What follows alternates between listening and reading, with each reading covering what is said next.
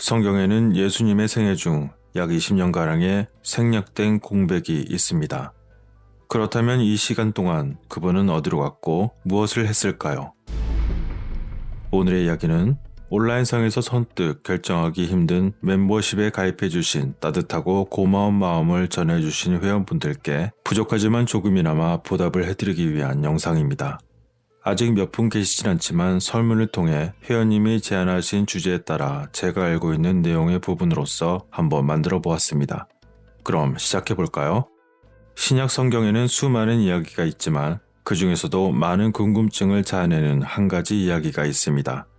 그것은 바로 예수 생애의 약 12세부터 30세까지의 마치 블랙홀에 가려진 듯한 누락된 기간이라고 할 수 있을 것입니다. 영화의 세계에서 우리는 이렇게 누락된 부분을 점프 컷이라고 부르기도 하는 것으로 알려져 있습니다. 근본주의적인 측면에서는 이러한 부분을 사람들이 굳이 알 필요가 없는 예수님의 삶의 일부분일 뿐이라고 부르기도 합니다. 그 이유는 만일 꼭 필요한 내용이었다면 하나님이 성경에 포함시키셨을 것이기 때문이죠. 누가복음의 한 페이지에 예수님은 예루살렘 성전에서 약 12세였으며 그 예수님이 세례 요한에게 세례를 받기 위해 요단강에 나타나실 때까지 약 18년의 세월 동안 아무 기록이 없었습니다. 그렇지만 예수 그리스도의 생애에 대한 주요하고 광범위한 세부사항은 거의 보편적으로 알려져 있습니다. 그것은 바로 그분이 목수였으며 나중에 설교를 시작했고 결국 십자가에 못 박히셨다는 것이죠. 그러나 그는 어린 시절에 무엇을 했으며 10대와 20대에 어디에 계셨던 것일까요? 그 누구도 이것을 확실히 아는 사람은 없을지도 모릅니다.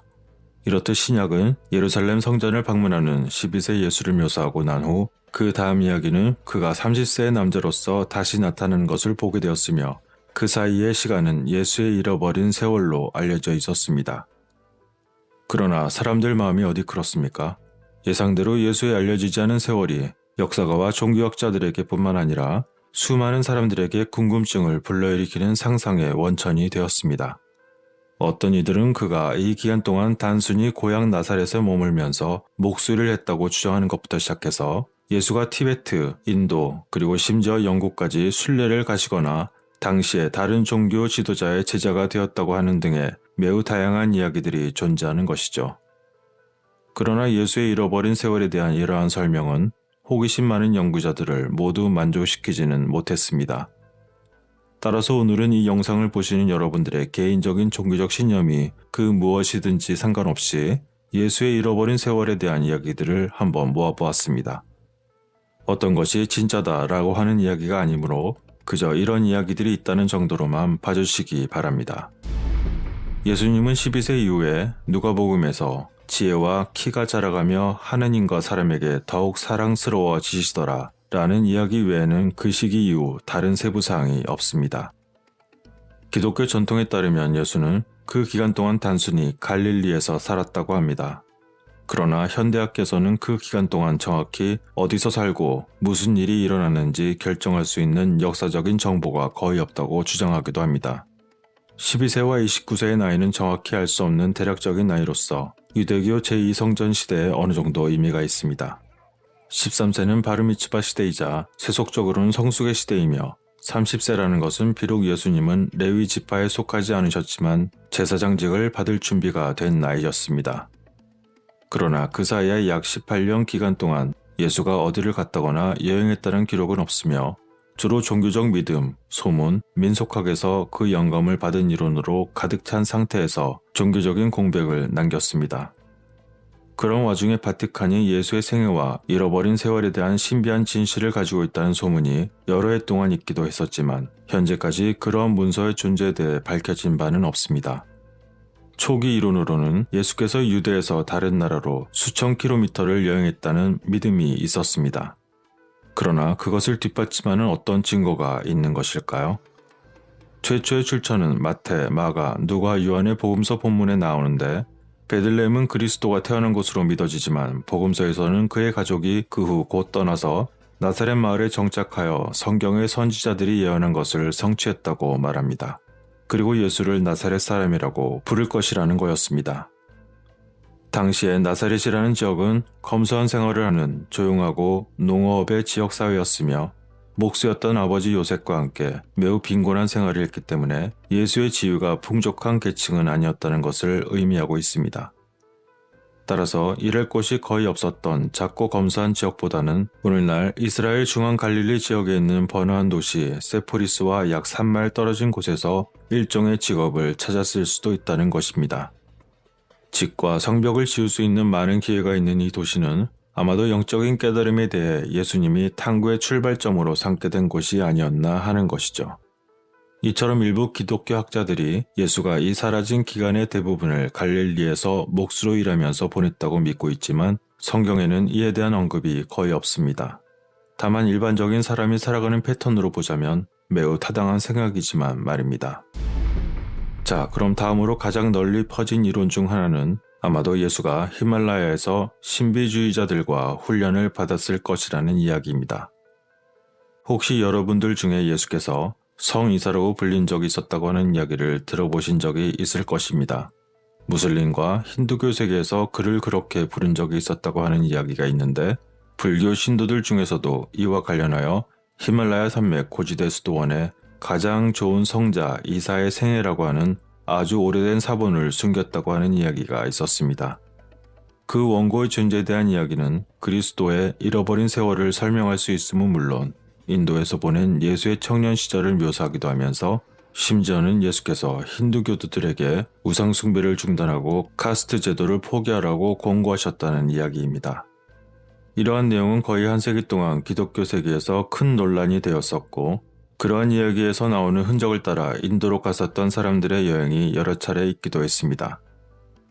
그러한 실제 체험들은 그러한 이야기가 담긴 원고가 실제로 존재한다는 매우 설득력 있는 사례가 되기도 했습니다. 그리고 그것은 예수가 성서에서 사라진 세월 동안 인도에 있었다는 다른 종류의 이야기들과 상당히 매끄럽게 일치합니다. 따라서 이것이 사실이라면 예수의 동방 여행은 신약 성경에서 어째서 편리하게도 생략된 것이었을까요? 동양의 종교적 영향이 있을 수 있다는 것이 마음에 들지 않았던 것일까요? 아니면 그런 일이 실제로는 없었으며 단지 예수님은 목수로서 자라고 하나님의 말씀과 지혜를 직접 전해받으신 걸까요? 만일 그분이 유대에 남아 있었다면 모든 유대 소년이 성인이 되는 13살에 아마 결혼이 가능하기도 했을 것입니다. 당시 인도와 그 너머로 가는 실크로드는 많은 사람들이 여행했다고 알려져 있습니다. 그리고 동방에서 3명의 동방 박사가 예수 탄생 당시에 함께 있었다면 그것은 인도의 현자 파라마한사 요가난다가 주장했듯이 동양의 영향이 처음부터 예수의 삶에 존재했다는 것을 의미하는 것이었을까요? 특히 가장 오래된 종교에 속하고 세계에서 가장 오래된 사원이 인도에 있는데 예수님이 그곳을 방문해서 두루 인간을 굽어 살피실 준비를 하지 않을 이유가 없어 보이기도 하지만 말입니다.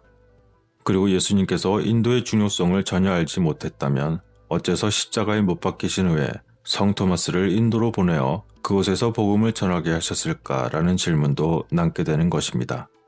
성 토마스는 인도에서 약 20년 동안 설교하다가 그곳에서 사망했다고 전해졌습니다. 이러한 이야기가 시작된 것은 니콜라스 노토비치란 사람의 영향이 아마 가장 컸을 것입니다. 1894년에 러시아 태생의 파리 거주자였던 니콜라스 노토비치가 쓴 예수 그리스도의 알려지지 않은 생애라는 책이 출판되어 큰 논란이 되었습니다. 그 책은 예수의 잃어버린 세월 동안 인도를 방문하여 불교 숙녀들과 함께 훈련을 받았다는 놀라운 주장을 펼쳤습니다. 또한 그의 책에서 그는 자신이 만난 사람과 장소의 사진과 함께 그 당시로부터 약 7년 전 인도를 방문했을 때의 이야기를 들려주었습니다. 당시 노토비치는 여행 중에 인도에서 다리가 부러져 인도 라다크 고지대의 헤미스에 있는 외딴 수도원에서 요양을 해야만 했다고 설명했습니다. 그곳에서 자신의 몸을 회복하는 동안에 이야기를 들어본 바로는 그 내용이 담긴 고대 문서를 보게 되었다는 것이죠. 또한 그 문서는 오랜 시간이 지난 것을 알려주듯 색이 누렇게 변한 판지 표지로 된 두 권의 문서로서 팔리어의 언어로 기록되었다는 것입니다. 이러한 이야기가 담긴 그 내용은 오직 성경적으로 예수일 수 있었던 이사라는 남자의 인도 여행과 함께 그의 연구에 대해 설명했다는 것입니다. 이사는 이슬람에서 예수의 아랍어 이름이며 그 문서는 바로 티베트어로 된 사본이라는 것입니다. 노토비치가 쓴 책의 본문에 따르면 예수님은 13세의 나이에 유대를 떠나 타 종교 공부를 통한 자기 개발에 장대한 여정을 하셨다는 것이죠. 그리고 브라만 사제 밑에서 베다스를 공부했다는 것입니다. 그리고 예수는 고대 힌두 학문의 중심지였던 날란다 근처의 프리와 라즈리에서 6년을 보냈습니다. 그 후 히말라야로 가서 티베트 수도원에서 불교를 공부하고 페르시아를 거쳐 29세에 유대로 돌아왔다는 것이었습니다. 이러한 내용이 담긴 당시 노트비치의 책은 영어를 포함한 여러 언어로 번역되어 출판 첫 해에 약 11개의 프랑스어판을 거쳐 세계적인 출판 센세이션을 일으켰습니다.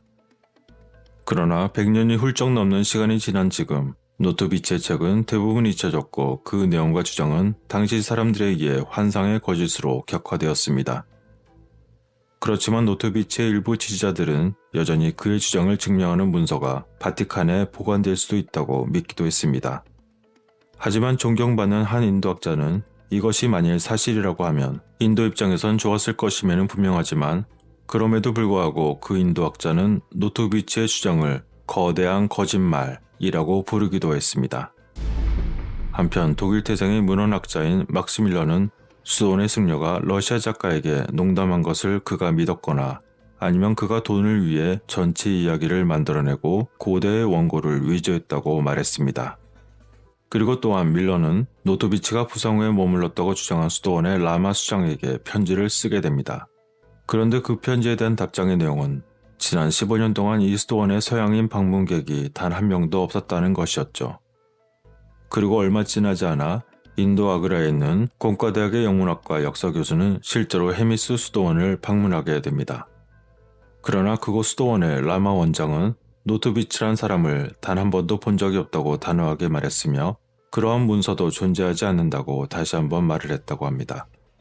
그러한 확인을 거쳐 밀러와 더글러스는 예수가 인도로 여행했다는 노트비치의 주장이 엉터리라는 기사를 쓰게 되었습니다. 그리고 심지어 예수는 인도에 살지 않았다 라는 제목의 책을 함께 쓰기도 했으며 예수의 잃어버린 세월에 대한 노트비치의 글은 완전한 조작이라고 주장하게 되었던 것입니다. 이러한 주장에도 불구하고 노트비치는 수도원으로 돌아가 자신이 본 원본의 원고를 다시 가져오겠다고 약속하면서 그의 주장을 확고하게 유지하기도 했습니다. 하지만 일단 그의 이야기가 역사가들에 의해 재검토되자 노트비치는 증거를 날조했다고 자백했다는 소문이 전해지기도 했던 것이죠. 그런데 말입니다.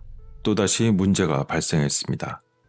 프란시스 영어즈번트 경이라는 사람이 노트비치가 헤미스 수도원을 떠난 지 얼마 되지 않아 스카드 근처에서 그를 만난 것을 기억한다는 것이었습니다. 또한 막스 물러의 동료였으며 처음엔 노트비치 주장에 매우 부정적이었던 스와미 아에다난다라는 사람은 그가 미국에서 전해들었다는 노트비치의 보고서를 확인하기 위해 티베트를 여행하는 동안 1922년에 그 논란의 헤미스 수도원을 방문했다고 주장하기도 했습니다. 그런데 거기서 그는 뜻밖에도 수도원의 라마가 그 노트비치가 부러진 다리로 수도원에 데려와져서 한 달 반 동안 간호를 받았다는 것을 확인했다고 주장했던 것입니다. 게다가 그들은 이사에 관한 티베트어 사본을 노트비치에게 보여주고 그 내용을 러시아어로 번역할 수 있도록 통역해 주었다고 말했다는 것입니다. 수도원에 있다던 그 원고는 당시 그에게 보여졌다고 하는데 그것은 14개의 장으로 구성되어 있었으며 당시 그는 라마의 도움으로 원고의 일부를 번역했고 그중 약 40개의 구절이 그 스와미의 여행기에 나타났습니다. 벵골로 돌아온 후 스와미는 그가 기록한 메모를 바탕으로 여행기의 원고를 준비하였습니다. 그리고 그 원고는 1927년에 월간 가릭물에 연재되었고 이후 벵골어로 된 책 형태로 출판되었습니다. 영어로 된 이 책의 5번째 판은 1987년에 출판되었으며 여기에는 프록으로 노트비치의 영어 번역도 포함되어 있습니다. 이처럼 거짓이란 주장과 또다시 진짜 기록을 봤다는 주장이 엇갈리는 가운데 무엇이 진실인지 모르는 뒤죽박죽된 이야기가 있었습니다. 도대체 그들이 만났다고 하는 수도원의 라마는 서로 다른 사람이었던 것일까요? 여전히 이것의 진위는 좀처럼 명확하게 밝혀지지 않고 있는 상태입니다. 자, 이제 또 다른 예수와 그의 잃어버린 시간에 대한 또 다른 이론은 그가 나사렛에 있는 그의 집에서 나와 걸어서 기나긴 여행을 했다는 것입니다. 만일 이러한 사건이 발생했다면 예수님은 당시 12살 소년에 불과했을 것입니다. 그렇다면 그러한 청소년은 얼마나 감정적으로 무장하고 지식이 풍부하였기에 그토록 앞을 알 수 없고 아마도 위험천만할 수도 있는 여행을 떠나야 했던 것일까요? 아마도 젊은 예수는 세포리스에 사는 동안 아람어를 말하고 읽는 법을 배우면서 세계에 대한 초기 지식을 얻었을 가능성이 매우 클 것으로 보여지는 것을 암시하는 기록된 한 구절이 있습니다. 이것은 누가복음에서 예수께서 회당에 들어가사 선지자들의 두루마리를 읽으셨다고 기록되어 있는 것을 뜻합니다. 이 시기에 그는 젊었을 때 자신이 속한 시대에 팔레스타인 유대인 농민에 대한 사회적 경제적 억압을 아마도 직접 경험했을 것입니다. 일부 학자들은 예수의 아버지이자 양부였던 나사렛 요셉이 예수의 나이 12살쯤에 사망했으며 이 사건이 예수가 아직 어린 소년이었을 때 매우 충격적인 사건이었을 것이라고 추측하고 있습니다. 따라서 그러한 사건이 예수가 영적 깨달음을 얻기 위한 개인적인 탐구를 시작하는 촉매제가 되었을 수 있다고 믿는 것입니다. 그렇게 그가 13살이 된 직후에 깨달음에 대한 탐구를 위해 거의 20년 동안 지속되었을 것이라는 장대한 도보의 여행이 시작되었을 수 있다는 것이죠. 이처럼 이른바 잃어버린 세월이 시작되는 이 연약한 나이에 예수가 성년으로서 성장한 형성기를 보낸 여러 이론은 다양한 해석이 가능합니다. 그중 하나는 젊은 예수가 나사렛에 있는 그의 어머니와 대가족에 대한 책임이 무엇이든 간에 당시 13살 정도의 어린 나이임에도 불구하고 그토록 장엄하고 위험한 도보 여행을 시작하기 위해 가까운 사람들과 집을 떠나는 것은 매우 논란의 여지가 있는 결정이었을 것이라는 점입니다. 그러나 일부 기독교인들은 예수의 잃어버린 해가 별로 중요하지 않으며 그 기간에 대한 계시가 기독교 신앙에 대한 이해에 그 영향을 미치지 않았을 것이라고 믿고 있습니다. 즉 다시 말해서 그것이 그토록 중요하다면 앞서 잠시 언급한 근본주의적 입장에 따라 성경에 반드시 포함되었을 것이라는 점이죠. 그 외에 또 다른 학자들은 예수가 어디에 있었고 문서화되지 않은 기간 동안 무엇을 경험했는지 아는 것은 아마도 기독교를 둘러싼 많은 수수께끼를 이해하는 데 도움이 될 수 있다는 견해를 취하기도 했습니다. 이제 또 다른 가설로는 10대 예수께서 도보로 다른 대륙으로 장대한 여행을 시작했다는 주장을 면밀히 조사하는 측면에서의 이야기가 될 것입니다.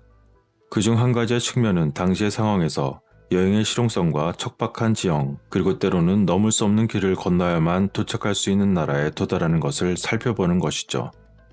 신약 성경에 따르면 예수님께서 수행하신 사역의 주요 장소는 갈릴리와 유대였으며 베레스와 사마리아와 같은 주변 지역에서도 그 활동이 이루어졌습니다. 기독교의 문헌은 예수께서 봉사기간 동안 3125마일, 즉 5000km를 걸었다고 언급합니다. 만일 강한 결심과 행동력이 있는 사람이 이러한 선교 사업을 하고 있다면 유대에서 갈릴리까지의 거리인 대략 150에서 200km까지 도보로 6일 만에 갈 수 있다는 점을 고려할 때 이러한 지형에 대한 지식이 있는 경험 많은 보행자가 아마도 초보자보다 훨씬 더 먼 거리를 여행할 수 있을 것입니다. 한편 또 다른 예로는 예수의 일생 동안 그분이 걸으실 수 있는 가능한 거리의 추정치는 약 34,641km라는 것인데 이것은 거의 전 세계를 한 번 걷는 것보다 약 5,000km가 적은 길이이지만 상당히 매우 긴 거리입니다. 당시의 표준 이동 거리는 일반적으로 하루에 약 32km의 거리로 추정되지만 시민들은 소와 당나귀 그리고 낙타 등을 타고 다녔다는 것을 감안해야 할 것입니다. 그렇다면 이것은 예수께서 히말라야와 같은 먼 곳으로 걸어가거나 여행하실 때 자신의 보급품을 나르기 위해 당나귀나 낙타 등의 운송수단을 이용할 수 있었던 경우일 수도 있습니다. 당시의 표준적인 보행 습관과 그 능력을 언급한다면 예수께서 홀로 여러 해에 걸쳐 수행하셨다고 주장되는 그러한 장대한 여정이 물리적으로 가능했을 수는 있습니다. 그러나 아무런 경험이 없이 시작하는 소년에 불과한 아주 어린 사람에게는 이러한 일이 있었다고 가정한다면 결코 쉽지는 않았을 것으로 보입니다. 한편 예수의 가르침 시대 동안의 유대는 로마의 통치 아래 있었고 처형으로 처벌할 권한을 휘두르던 로마의 통치자들의 폭정에 종속되어 있었습니다. 강도와 살인이 만연한 유대 지역에서도 매우 위험한 시기였습니다. 그러나 역설적이게도 로마인들은 주요 도로를 건설하고 해적의 바다를 청소하면서 다른 어떤 제국보다 당시 여행을 용이하게 한 측면은 있었습니다. 아우구스투스 황제가 선언했던 팍스 로마나는 침례교 바울과 같은 사람이 비교적 안전하게 여행할 수 있게 해주었던 것이죠. 그런 가운데 역사가 라이오넬 카소는 다음과 같이 쓰기도 했습니다. 여행자는 외국 국경을 건너지 않고 유프라테스 기슭에서 잉글랜드와 스코틀랜드 국경까지 갈 수 있었다. 황제의 순찰대 덕분에 해적을 두려워하지 않고 어떠한 바다로도 항해할 수 있었다. 라고 말이죠. 당시 장거리 여행의 가장 빠른 형태는 선박이었는데 겨울 바다의 위험성 때문에 선박의 이용은 4월에서 10월 사이에만 이루어졌습니다. 당시 바울 자신은 그리스에서 이스라엘까지 동쪽으로 항해했고 이스라엘에서 그리스까지 육로를 이용해 서쪽으로 항해했다고 주장합니다. 그리고 서기 300년까지 로마인들은 주로 군사 목적으로 제국 전역에 걸쳐 85,000km의 잘 만들어진 도로망을 건설한 것으로 알려져 있습니다. 가난한 사람들은 주로 도보로 여행했고 무거운 신발이나 샌들을 신고 계절의 변화와 홍수, 눈과 같은 자연현상에 항상 직면했다는 점을 감안할 때 바울 자신이 신약에서 말한 것처럼 들짐승과 도적의 위험도 있었을 것입니다. 이처럼 도로의 상태, 그리고 모든 다양성이 있는 지형들, 또한 야생동물과 강도의 위험은 물론이며 부상과 숙박 등의 기타 문제 등의 난관 등이 있었다 하더라도 단호한 결단과 의지를 가졌던 성인이라면 아마 가능했을지도 모릅니다. 이와 같이 앞서 언급했던 니콜라스 노트비츠가 그의 책 예수 그리스도의 알려지지 않은 삶에서 논란의 여지가 있는 주장을 한 이래로 예수가 젊었을 때 일부 학자들이 주장하는 그 목적지에 도달했는지의 여부는 여전히 뜨거운 논쟁을 불러일으키는 미스테리로 남아있습니다. 자, 다음 이야기로는 그것은 바로 예수께서 일본으로 가셨다는 주장입니다. 예수가 21살에 일본을 방문하셨다가 당시 후지산 근처에서 불교 스승의 제자가 되어 일본 문화에 빠져들고 언어를 배웠다는 것입니다. 그 예수는 예루살렘으로 돌아간 후 십자가에 못 박히지 않고 다시 일본으로 돌아와 신고라는 작은 마을에 묻혔다고 하는 주장인 것이죠. 여기에 또 다른 흥미로운 이야기가 더해지는데 예수는 결코 십자가에 못 박혀 죽지 않았다고 주장함과 동시에 그의 형제가 십자가에서 그의 자리를 대신해 죽었다고 가정한 것입니다. 그런 다음 예수는 형제 잘린 키와 동정녀 마리아의 머리털을 가지고 일본으로 돌아와서 북부 산악마을의 신고라는 작은 마을에서 미유코와 함께 정착하여 세 딸을 낳았다는 것이죠. 그리고 그는 그곳에서 마늘을 키우며 살았고 나중에 나이가 들어 106살에 사망했다는 이야기가 되는 것입니다. 그런데 이 놀라운 전설을 믿는 사람들이 예상보다 많아서 매년 약 2만 명의 사람들이 기리스토 노사토라고 불리는 그리스도의 고향으로 알려진 신고를 방문한다고 합니다. 그리고 그곳의 방문자들은 꼭대기에 십자가가 있는 소박한 무덤을 찾아가고 있으며 예수님이 가져왔다고 하는 십자가에 못 박혀 대신 죽은 형제의 귀가 그 옆에 묻혔다고 합니다. 그렇게 그곳 예수님의 매장지로 추정되는 장소는 그 지역에 있는 요구르트 공장에서 관리를 하고 있다고 알려져 있습니다. 자, 그럼 이번에는 예수님이 젊었을 때 영국을 방문하셨다는 이론입니다. 전설에 따르면 예수는 약 2000년 전에 예수의 제자이거나 혹은 삼촌이라고 믿는 주석상인 아리마대 요셉과 함께 서부 지방을 여행했다는 것입니다. 그가 어린 예수를 데리고 브리튼 남서부와 추석있던 콘월 무역항을 갔다는 것이죠. 이러한 이야기는 영국 작가인 사빈 바린 굴드 목사가 1899년 그의 저서인 콘월에서 소개한 것으로부터 시작되었을 수도 있습니다. 그로부터 23년 후인 1922년 영국을 방문했다는 내용의 예수전설은 서머셋 글래스턴베리에 있는 세인트 존 교회의 목사였던 라이오넬 스미스 루이스 목사가 당시의 소책자에 추가하기도 했습니다. 루이스 목사는 아리마대 요셉과 그 지역의 관계에 대한 이야기에 매우 깊은 관심을 가지고 있었고 요셉과 예수가 코놀에서 주석을 거래하고 이러한 이야기를 다시 글래스턴베리로 옮기는 것에 대한 생각을 한 바링굴드의 아이디어를 아마도 차용했을 것으로 보입니다. 다시 그 후 1955년 그 이야기가 최종판에 이르렀을 때는 영국 사도교회는 글래스턴베리가 성모 마리아의 매장지라고 주장하면서 이야기를 약 200페이지로 확장하기도 했습니다. 한편 예수는 글래스턴베리에서 드루이드들과 함께 공부했다고 하며 드루이드교는 기독교 신앙과 몇 가지 유사점을 가지고 있다고 생각했습니다. 게다가 예수가 그곳에 예배당을 지었다는 설도 있었습니다. 일부는 누군가가 영성에 대해 배우기 위해 그리고 유대인뿐만 아니라 고전과 그리스 세계에 대해 생각하고 싶다면 당시 학습의 중심지였던 영국으로 와야 할 것이라고 주장하기도 했지만 이를 뒷받침할 고고학적 발견은 없습니다.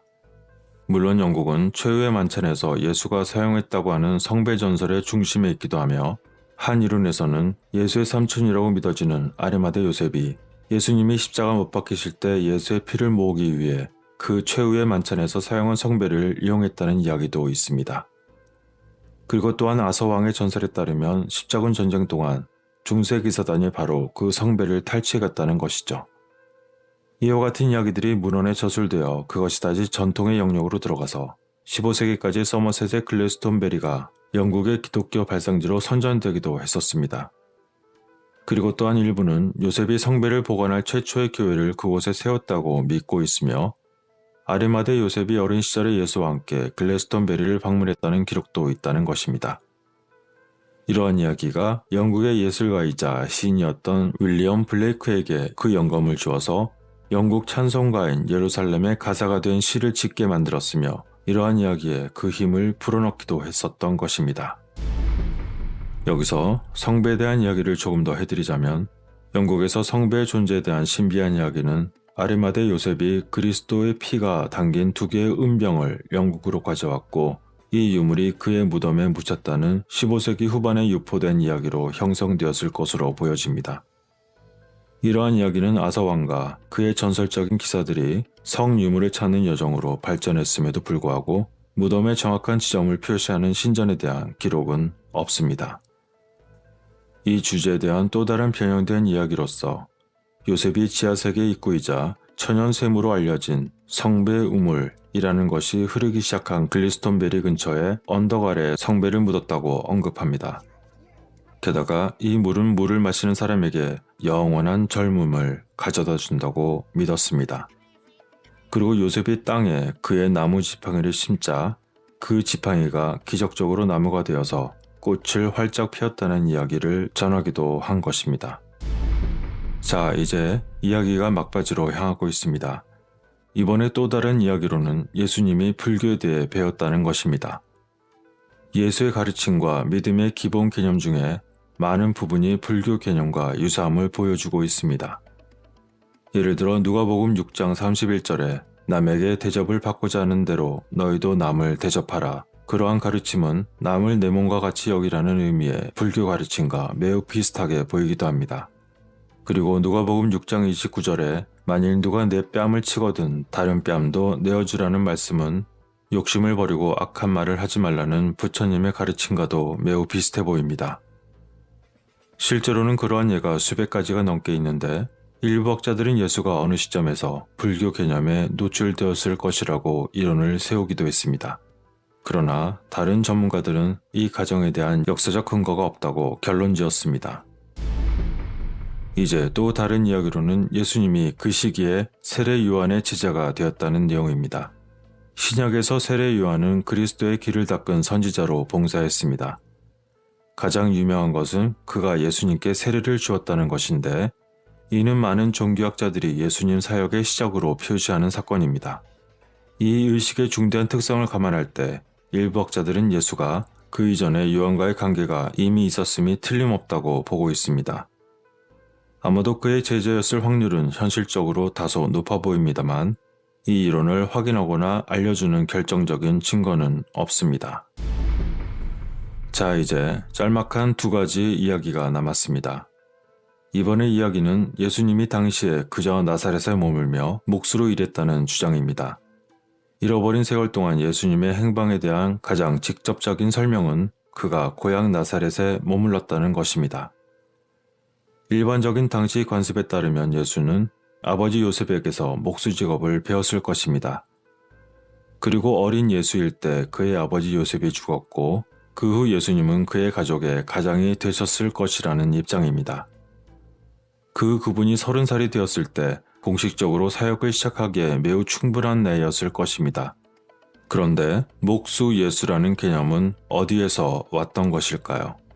마가복음 6장 3절 예수님이 회당에서 가르치기 시작하셨을 때 사람들이 예수님을 목수라고 불렀다고 묘사하는 것으로부터 아마 기인할 것입니다. 자, 끝으로 또 다른 이야기로는 예수께서 미대륙의 부족을 방문하셨다는 주장입니다. 이 이론에 따르면 예수님은 매우 바쁜 사람이었습니다. 하얀 예언자라고 불리는 그는 아메리카 대륙을 가로질러 여행했습니다. 그런데 이것이 만일 사실이라면 예수님은 인류를 위해 정말로 주위를 둘러보고 계셨던 것입니다. 고고학자 테일러 한센은 그녀의 책에서 예수님의 잃어버린 세월 동안 하얀 예언자가 페루, 중남미, 멕시코 및 북미 전역의 부족을 방문했다는 아메리카 원주민 전설을 언급하고 있었습니다. 전설에 따르면 이 하얀 예언자는 1000개의 언어로 말하고 죽은 자를 살리며 병자를 고칠 수 있는 능력을 가지고 있었습니다. 그리고 이러한 전설의 이야기는 실제로 있었으며 다만 그 대상이 누구냐는 알 수 없지만 저의 예전 영상이었던 대홍수에 대한 전설에 관련된 이야기에도 그와 비슷한 이야기가 있습니다. 이처럼 많은 이론과 주장들은 여전히 남아있지만 예수님은 과연 그 시기에 어디서 무엇을 하고 계셨던 것일까요? 그저 몫으로서 가장의 역할을 하며 성장하셨을까요? 아니면 혼자서 장대한 여행을 통해 그 발자취를 남기며 성장하셨던 것일까요? 아니면 티베트의 사원이나 인도를 여행하고 영국을 방문한 적이 있었을까요? 또는 일본에 가서 조용히 마늘을 키우며 살았던 것일까요? 아니면 혹시 전 세계를 돌아다니시며 치료하고 살리셨던 1000개의 언어를 가진 하얀 예언자였을까요? 이와 같은 몇 가지 질문을 남긴 채 오늘의 긴 이야기는 여기서 마치도록 하겠습니다. 끝까지 시청해주신 모든 분들께 깊은 감사를 드립니다.